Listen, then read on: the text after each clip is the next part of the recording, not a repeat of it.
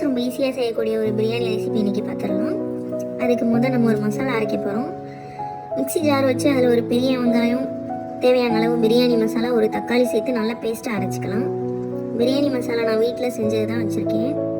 வேணும்னா சொல்லுங்கள், அந்த வீடியோ போடுறேன்.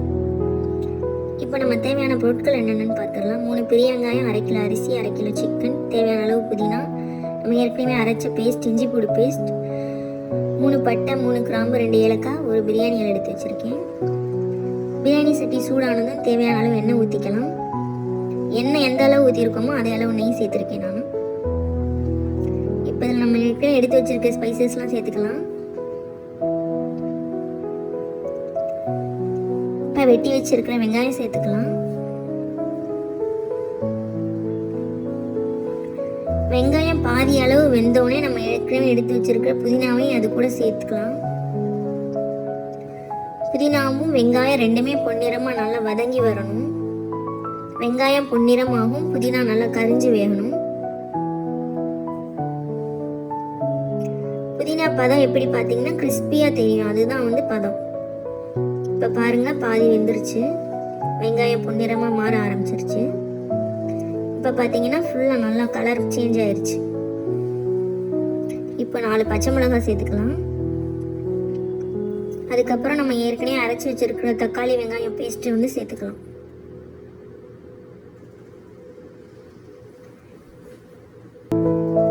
மசாலாவோட பச்சை வாசனை போகிற வரை வதக்கி விடுங்க. எண்ணெய் தனியாக பிரியணும். பிரிஞ்சதுக்கப்புறம் இஞ்சி பூடு பேஸ்ட் சேர்த்துக்கலாம்.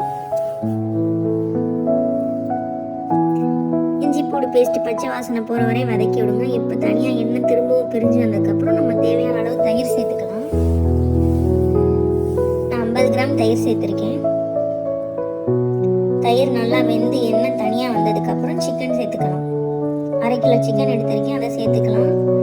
இதில் நம்ம தண்ணி ஊற்ற தேவையில்லை. சிக்கன்ல இருந்து வர தண்ணியிலேயே சிக்கன் பாதி வெந்துடும். அதுக்கப்புறம் நம்ம அளவு தண்ணி ஊற்றிக்கலாம். தேவையான அளவு உப்பு சேர்த்துக்கலாம்.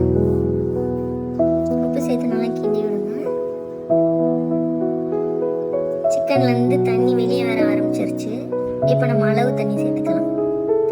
1 கப் அரிசிக்கு 2 கப் அளவு தண்ணி போல நான் சேர்த்துருக்கேன். அரிசியை பார்த்து 1 கப் 1.5 கப்னு சேர்த்துக்கோங்க.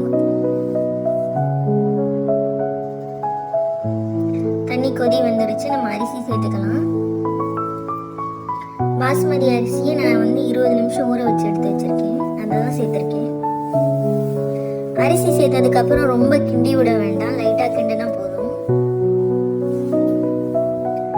அரிசி சேர்த்ததுக்கு அப்புறம் அடுப்பு ஆன்லயே இருக்கட்டும். ஒரு கொதி வந்ததுக்கு அப்புறம் மூடி வச்சுக்கலாம்.